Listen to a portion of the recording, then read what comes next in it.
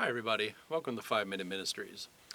We're back with our Little Sins series, and we're going to talk about covetousness. Now, I know it's one of the top 10, but covetousness can be very, very subtle, and it's something we need to pay attention to. Covetousness is greedy, acquisitive, grasping, having or showing a strong desire, especially for material possessions. Now, I'm going to cover this, but covetousness does not stop at material possessions. Now, I have to ask a question. Is it wrong to want things? Well, no, it is not wrong to want things. We all want things once in a while, and, there are things we'd like to have and whatnot, but it becomes wrong to want things when we are obsessed with it, or we want it for the wrong reasons. Now, what are the wrong reasons? Well, when we have an attitude of, I deserve it, I've earned it, I deserve it more than anybody else, I'm allowed to treat myself. And sometimes when we treat ourselves way too often. What are some of the things that we covet? Now, that's something we need to think about. Of course, coveting includes all material possessions.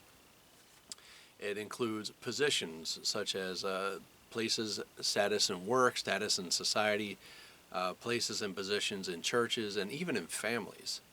It includes beauty, when we just have to try to stay young and beautiful for as long as possible, knowing that our youth and our beauty will fade as we get older. We can covet talents. I can't do this, but I really want to do that, and we'll try anything we can to get that talent. Or if, sometimes we lose the talent, and we try to do anything we can to get it back. Of course, wealth, and I don't just mean money, I mean wealth as in the establishment of wealth and everything we do to try to get the wealth. And of course, we covet people. That spouse is better than my spouse. Those children are better than my children. Those friends are better than my friends. I want this person's spouse. I want this person's life. And I'm sure there are other things that I'm forgetting, but those are the big ones that we always covet after.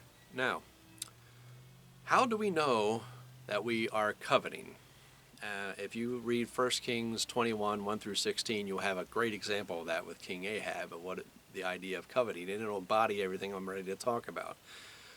We covet when we are miserable, when we don't have what we want. Woe is me, I just can't believe I cannot live, I won't be happy until I get. With that kind of attitude, we are coveting.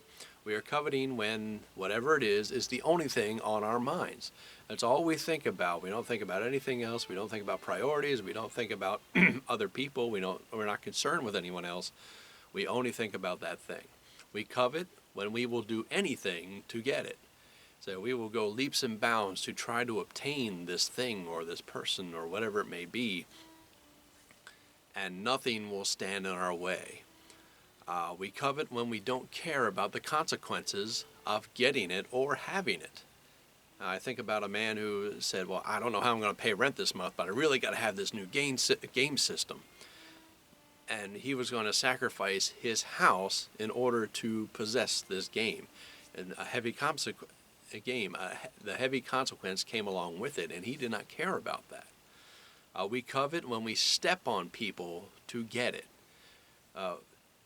You are in my way, so I'm going to use you in order to get this thing. Or I'm going to push aside people in order to get this thing. So what can we do about it? Well, first of all, we need to learn to be content with what we have. Philippians 4, 11 to 12.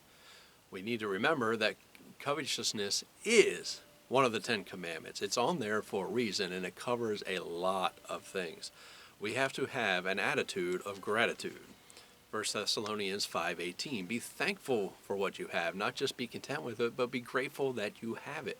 And don't concern yourself with so much that you don't have. And of course, count your blessings. Everything you have is a gift from God. And if you're not content with what you have, you certainly will not be content with the things you think you need to have. So check yourself, find out, am I coveting? Am I desiring things in a way I should not? Am I desiring things that I should not? Now ask God to open up your mind, open up your heart, and see where you need to say, I can live without that.